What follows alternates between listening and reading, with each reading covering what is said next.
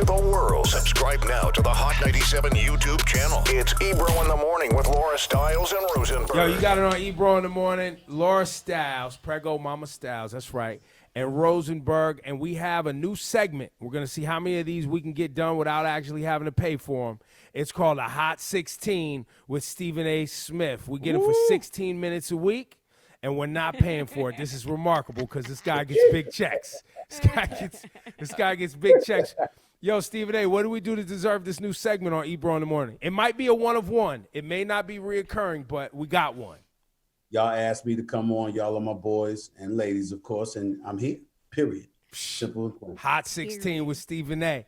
Now, Stephen A., the big talk right now, NBA Finals, it looks like we have an official NBA Finals. What looked like it could be a sweep a game ago now looks to be a real situation for the Lakers. They got to deal with the Miami Heat getting some of their best players back. It looks like in Game 4. Well, give Miami props, particularly Jimmy Butler with his triple-double and dropping 40 on LeBron James and all of those boys. But as far as I'm concerned, it's not a series until it's tied. If the Lakers finish things off tomorrow night in Game 4, then they up 3-1, and nobody's come back from a 3-1 deficit in an NBA Finals other than LeBron James when he pulled that off against the Golden State Warriors. And don't get me started with that stimulus package that Cleveland and LeBron James were granted at that particular moment in time. If you remember, they had lost Game 4 in Cleveland. Draymond Green was thrown to the ground by LeBron James, but he kicked his feet up, and as a result, because he had done it in the past, he was suspended for Game 5. That Game 5, Andrew Bogut and Andre Iguodala, who was an elite defender at that particular moment in time, and honestly, Andrew Bogut was a defensive player on the interior. They both got hurt in Game 5, and that enabled those boys to come back from a 3-1 deficit. LeBron James deserves props, but there was a stimulus package granted with that suspension as far as I'm concerned. They were supposed to get cut. They were supposed to get taken out in that 5th game. In the end, what it comes down to is this. In this series, if LeBron James and Anthony Davis and those boys show up for Game 4 like they should have last night, they go up 3-1, and then we still got a series that's over Friday night in 5. I don't know what the hell happened with Anthony Davis last night. I know he had a lot of turnovers. He definitely got in foul trouble, but he seemed like a shell of himself. He gave you absolutely nothing. Now, if Jimmy Butler had done this, and LeBron and AD had been themselves, and Miami still won, then I would attach a level of significance to that. But the fact that Anthony Davis was damn near comatose last night in Game 3, I certainly don't anticipate that happening in Game 4. And until Miami beats Anthony Davis when he's playing the way he's supposed to play, the way he played in Games 1 and 2, then I'll say it's a series. Up until then, Miami still has to close the deal in Game 4 to notch this series up. Why is it, Stephen A., and I think, if I recall correctly, you did the same thing. Why does it seem that every time LeBron ends up in a big spot, there's like a new referendum on whether or not he's iconically great? And, like, if he doesn't do this series, well, that means he's not that. Like, when can we just accept that LeBron is iconically great? He's number 1, he's number 2, he's number 3. He's just that guy. Well, I think that, somebody like yourself is being ultra sensitive about the things that are coming in the direction. And here's why. Who hasn't said that LeBron James is on the Mount Rushmore of basketball? Who hasn't said he's top 4 all time? Probably top 3 between him, MJ, and Kareem Abdul-Jabbar. Who hasn't? And of course, the ultimate winner, that is Bill Russell. Who hasn't said that? Everybody acknowledges that. What we debate is whether or not he deserves GOAT status, the greatest of all time. Now, for the record, for this particular segment, let me confirm what I've confirmed on many occasions. Okay. Hell no. Hell no. He will never get GOAT status over MJ in my eyes. But could he be number 2 all time? Yes. The problem is the Peter Rosenbergs of the world and others think that number 2 or number 3 is an insult. Oh my God, stop the presses. How could we victimize this guy in such a fashion? I mean, did you notice, Ebro? Did you notice, Laura? I mean, did y'all realize that being top 2, top 3 all time is an insult when it comes to But here's why. That's the ridiculousness of this argument. But here's why.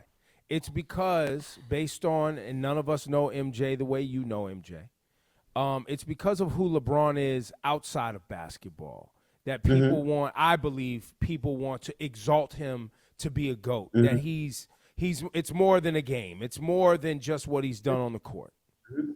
Well, see, you could say that. I could tell you this. I'd like an afro, but I'm 52. Those days are over.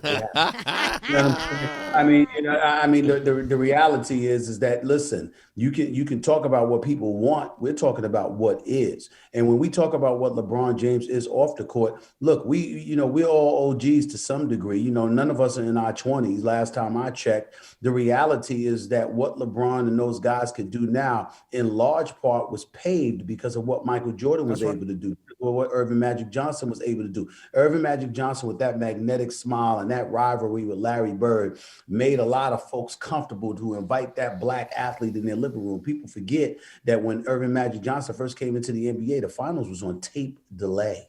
Right. Okay. You had people that didn't want to touch the product. It was considered drug infested, a little bit too volatile. These dudes were out of control, et cetera, et cetera. And Madison Avenue and Mainstream wasn't down with the NBA. And what ultimately made it a global iconic brand? Well, there's two things. It was the Bird Magic Johnson rivalry, and then it was MJ.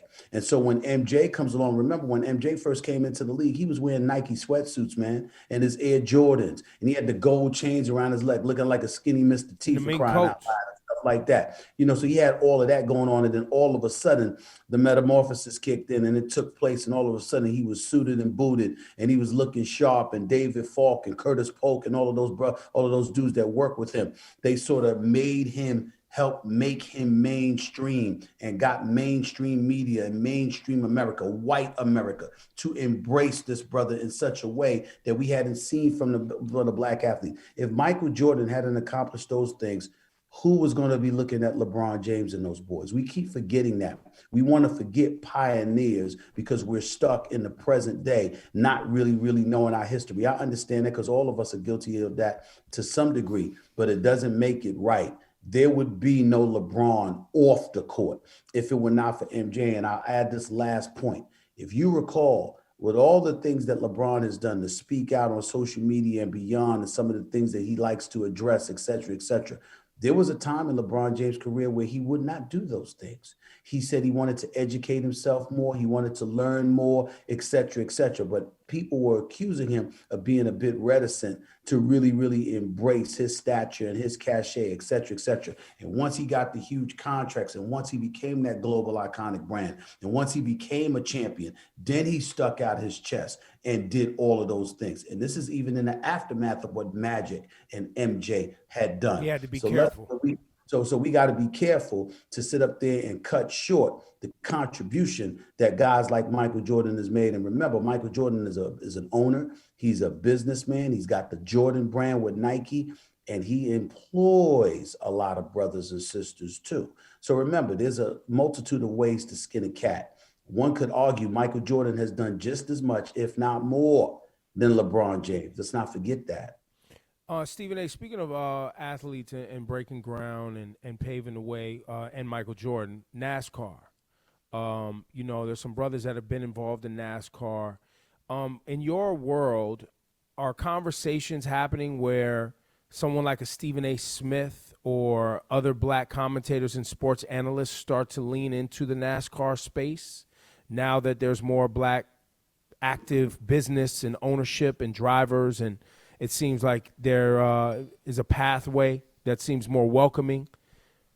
Well, let me be very, very clear. Not Stephen A., because I ain't interested in that. I'm not interested in NASCAR, and I ain't interested in hockey. The only thing I know about hockey is that the puck is black. I don't know a damn thing about hockey, okay? So let's be very, very clear about that. But from a mainstream perspective, are people gravitating towards the sport in terms of reporting on certain things and making sure everybody knows that, hey, you know what, this change that's coming to NASCAR? Sure, because diversification is incredibly important to all of us. You want an equal playing field. There are a lot of people out there that are interested in the NASCAR product, and people who are more schooled and adroit than me when it comes to covering the sport, I'm quite sure, is trying to elevate the cachet and the profile of NASCAR, and major props to them. So that's certainly something that I would support. I brought people like that on First Take. We will continue to do things like that. But in terms of me personally covering the sport, I might cover social issues involved in the sport, right, but you ain't gonna see me watching dudes race around the track 500 times. I'm not gonna do that. You think we get through the NFL season without any major? I mean, so far we have now one game postponed till we don't know when, another one postponed a day or two.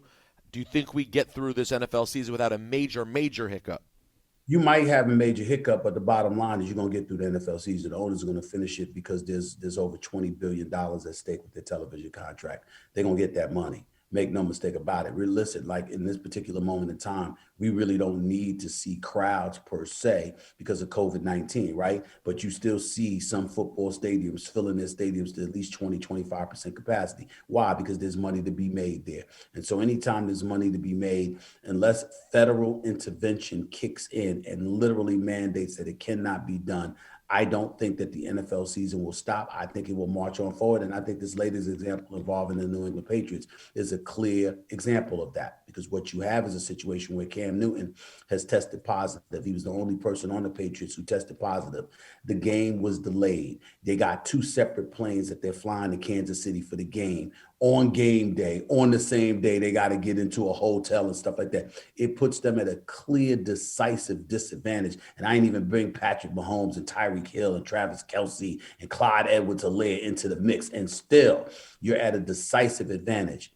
But they still playing, ain't they? That's because right. That's what they're going to do. It ain't going to change. Let's talk about your Cowboys for a second. Yeah, man. What's up? What about them? What happened yesterday, man? What happened with now? In all seriousness, your football team is whom? Stephen A. Steelers. You're a Steelers fan. Yes. You love getting into it with Cowboys fans. It's become a benchmark of your NFL coverage every season.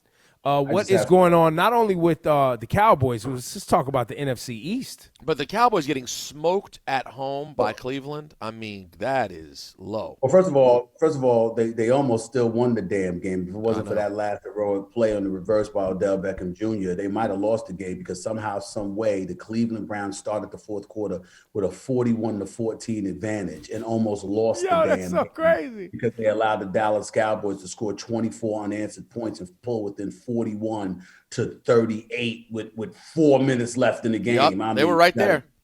They were right there. But I will tell you, the Dallas Cowboys are sorry. They are horrible because their defense stinks. We all know this. They can't stop a cold. And they've given up 38-plus points in the last 3 consecutive games. A legitimate argument could be made they should be 0-4 because when they played against Atlanta, if Atlanta hadn't been the most idiotic team in NFL they're 0-4. You're right.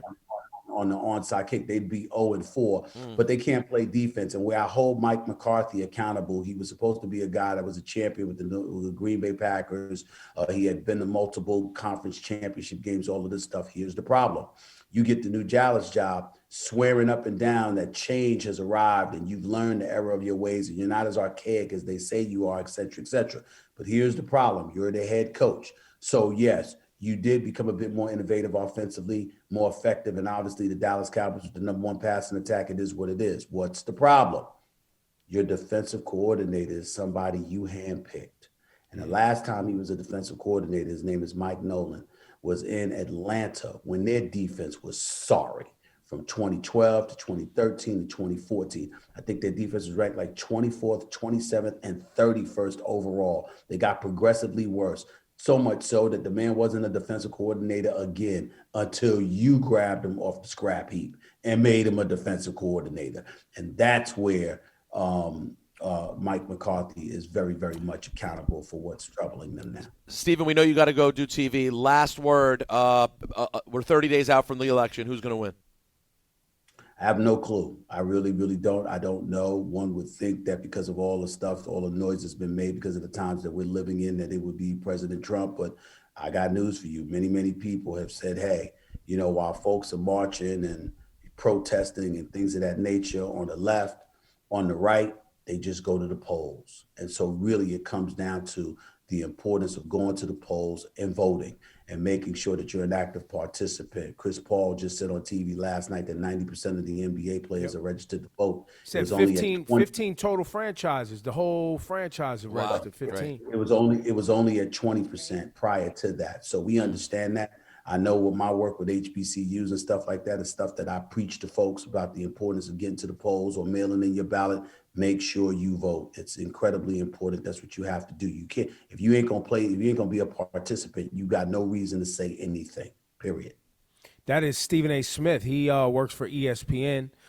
He's a good friend of ours, and that has been a hot 16 with Stephen A. Thanks, Stephen A. No, I think that was exactly 16 minutes. Yep. Good job. Good job. Yo, I we're gotta run. professionals, bro. Yo, Yo, all right, and we got that shit for free. Yo, that was a come up. Later, Take it easy, Stephen. y'all. Later. All right. Peace. Thank you.